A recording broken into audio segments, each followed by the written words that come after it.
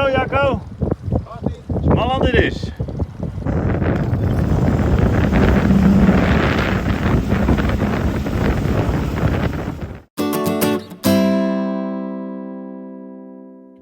Welcome to yet another episode of Sailing Windrows. Again from another boat, but we'll tell you more about that later. For now, it is time to go to Norway. Last episode, you've been able to see how I prepped the boat and especially the food department. This episode is about the departure and the first stretch to Kristiansand. Ready? Let's go. That's it, we're on our way with the neighbors, neighbor Joost, and the family, and the other neighbors. We have a good wild party with Chris and with Sasha. Wave to the camera, and of course Jacco is on board. We are ready. Waar gaan we heen, Jacco? Småland.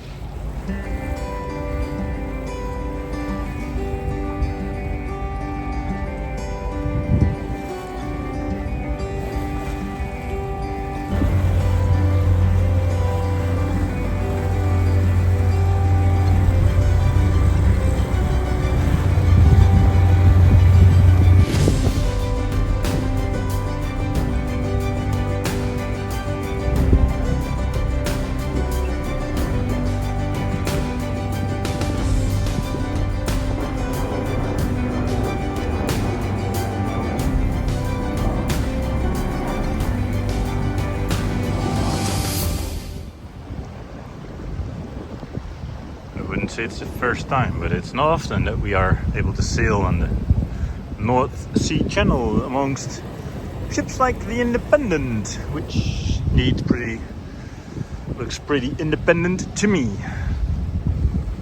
And impressive. Jacco on the other end, not that impressed. Let's go, boys and girls. There we go. From the sweet water to the salt water. We're having sweet chips again. It's funny, I have to say sailors on the other side. Final ship coming in. This is it. We are going.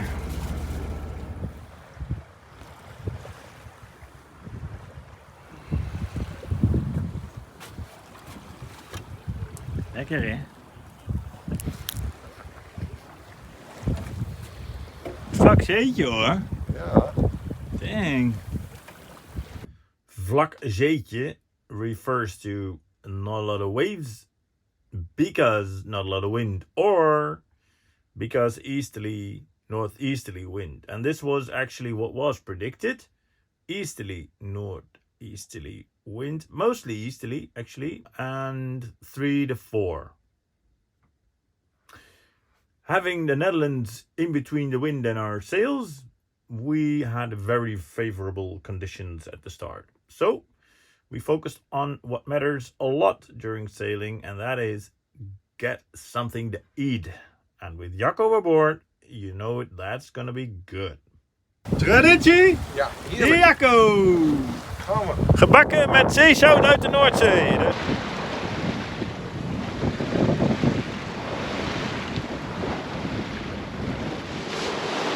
I'm not sure what you are seeing, but what I'm seeing is the moon and everything else. I'm not sure you can see, but it is extremely bright.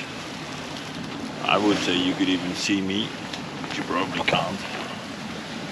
I have a solution for that. Oh. So we are now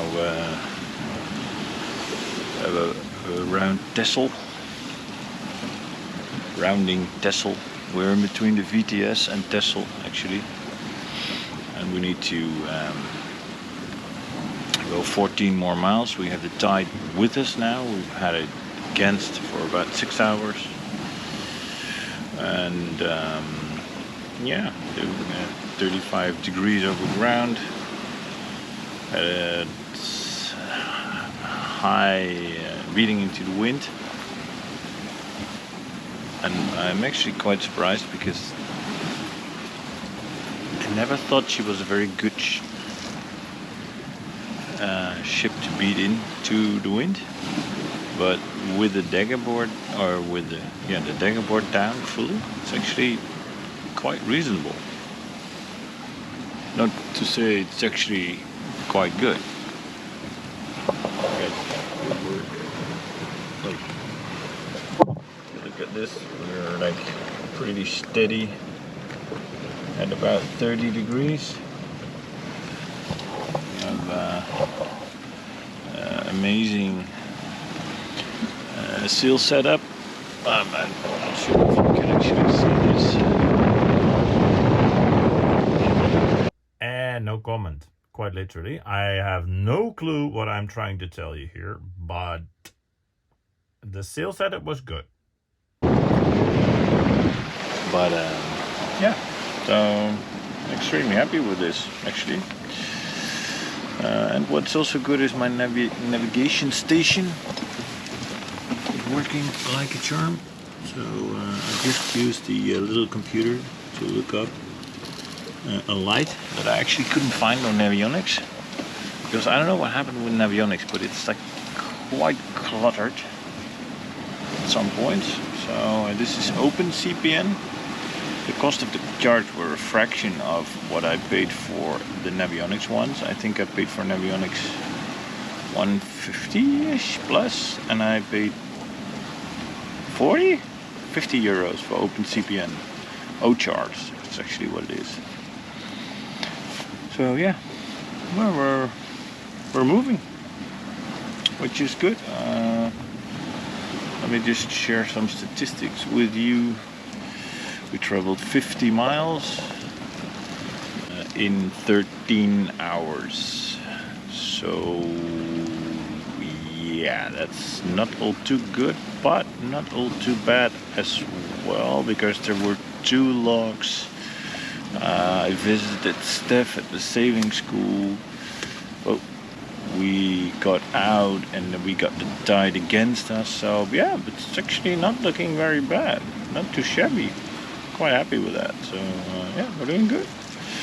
Well, I guess next stretch next 12 hours we should be able to do another 50, probably 60, 70-ish.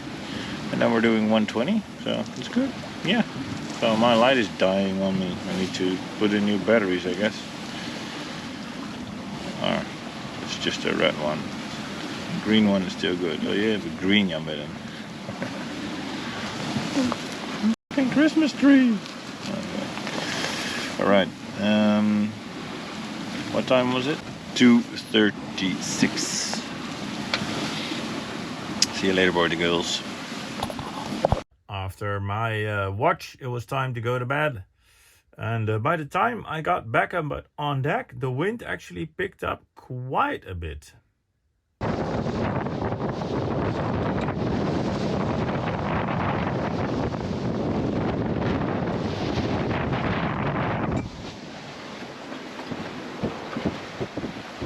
not even taking into the wind properly. 2 reefs in the main, 1 in the headsail.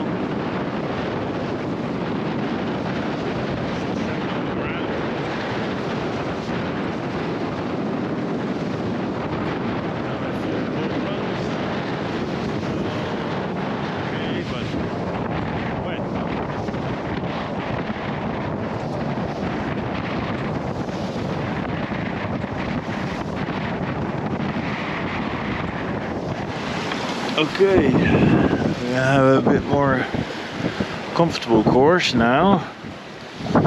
Going half wind, 90 degrees angle. Nearly broke my back here, but crossing a traffic separation zone, I always have to do that as haaks as possible. They say as straight as possible. This is as straight as it gets. I'm gonna cross this. This is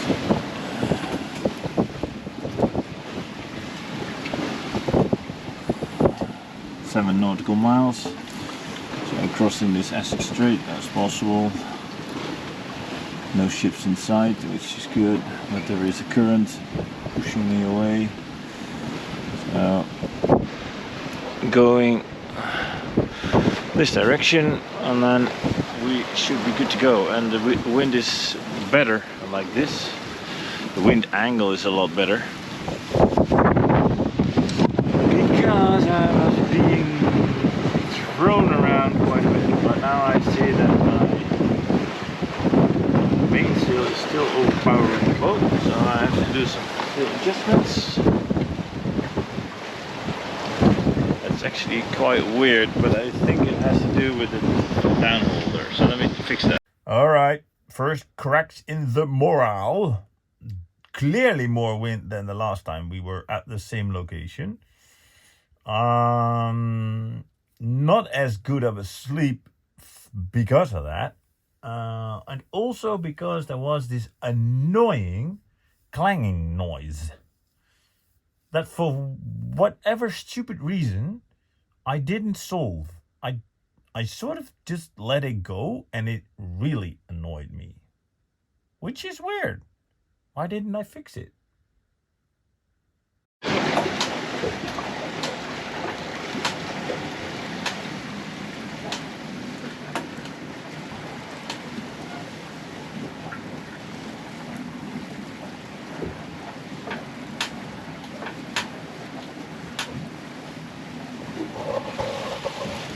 Even if you would think it was going to do that, you would not be able to actually make it do that on purpose. Obviously,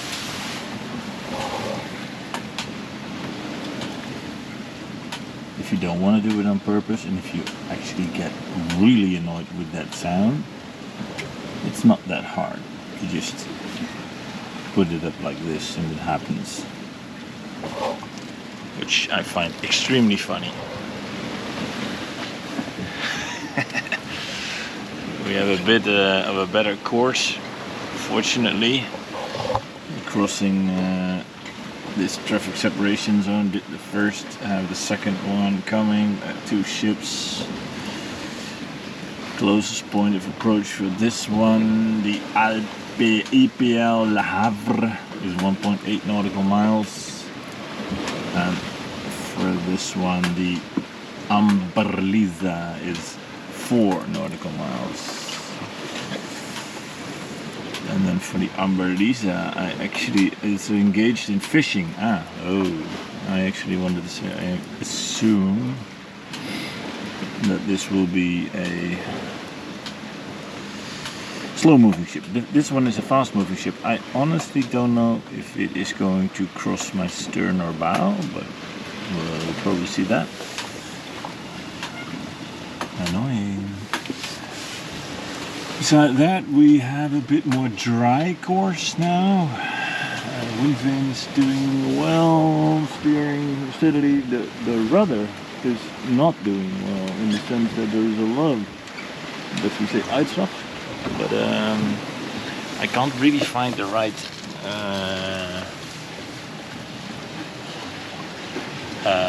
course, so to say. And I also now see that there is something in my way that I need to work my way around. But I first want to cross this traffic separation. It's this thing. It's an offshore platform. Oh, fuck, I need to go 500 meters around that. Oh, dang it. That is not good. At all. Oh, wait. I learned a lot at the Zeezeilers of Marken. And I think one of the things that I learned, and which is the most difficult, is that you can sail with the expectation to make it to a certain destination, but it's always good to have a plan B and a plan C. And in this particular case, a series of events happened that made us decide that we were going to execute on plan B. For one, the weather forecast was 3 to 4 easterly, and we found ourselves in a 5 to 6 with a gale warning northeasterly wind, which meant tacking into the wind, which is not the most comfortable for like 3 more days to come. Worst, it is a high pressure area, and I had seen in the analysis of the weather that 3 to 4 days later there would be a 5 to 6 around the Cape that we were going to round near Christiansand. And I figured that if that 5 to 6 becomes a 6 to 7, 7 to 8, we would definitely not be in a good place. To make things worse, I bought a Starlink, and I thought then I can at least get the weather map. So we decided around 75 miles above Vlieland to fire up the Starlink to check our luck, and we found that it didn't work because we crossed the 10 nautical miles zone and we were at sea. I actually thought that Elon would have forgiven us this little nuance, but they didn't, and they didn't give any internet, so I couldn't get any updated files. And then basically last but worst, remember that drawer where there was no elastic for the bakjes? Well, really good. This is not going anywhere, and this might pop out. I'm actually not sure if you can see this. It might pop out, but I don't very often open that while under sail because there's coffee in here, and I never make coffee while sailing, at least. Yeah, maybe I will, but there's some tea in there, so yeah, what do? I think I'm gonna leave this as is. Well, I knew that, but I'd been bragging about how good the bakjes were, and Jacco didn't. So when he opened the drawer or the slider, the door, the coffee, the tea bags, the sugar bags, the tea, everything came flying out all over the floor. I know Jacco, he didn't complain, he cleaned it. However, he didn't really like it that much being on the floor on a really wobbly ship, and he got back on deck with a bit of nausea. And for a change, I had slept very bad because of the ticking of the lamp, not eating well, and I was nauseous as well. I was seasick. So I thought, this is not going to be fun first, but it's going to be right out dangerous. If there are 2 people on a ship that are unable to control it due to their state, due to the sea state and the wind, and it's going to be nasty, I don't want to take that risk. So we decided to execute on plan B. Turn around.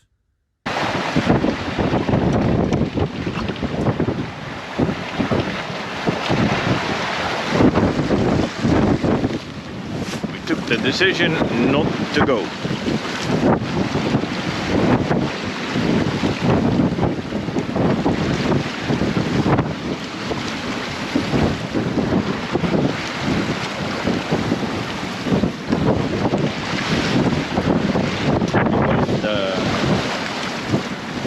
Seasick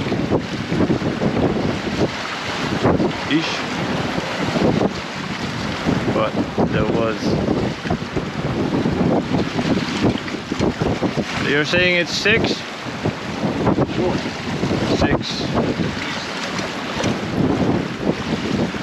and there, and I'll show that in the maps, there was a, as we say, windvak that I didn't trust.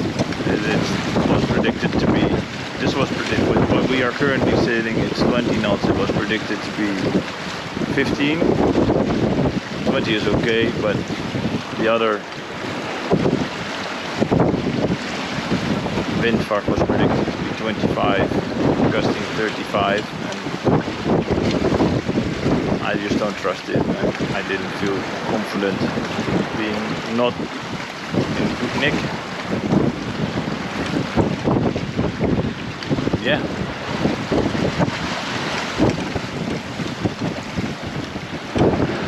So we need to make make a new plan. We're now going back to Vlieland, the island I love actually, and then we're gonna see what we're gonna do. Maybe I'm gonna do something totally different. There's no other wind for the rest of the week, so not a lot of opportunity to go back. That's it. High pressure area, very complex. I didn't want to take the risk. The boat was slamming into the waves all the time. We reefed everything. We're currently at the third reef in the main. We didn't even have the Genoa at the end. It was still like bumping all over the place. So, quite some swell. It's a pity.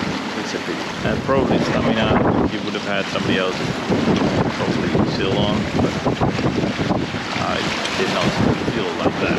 So decided otherwise. That's it. Yeah, what are you gonna say? Bittersweet Symphony. That was really not what I anticipated for. But looking back, it was to be expected.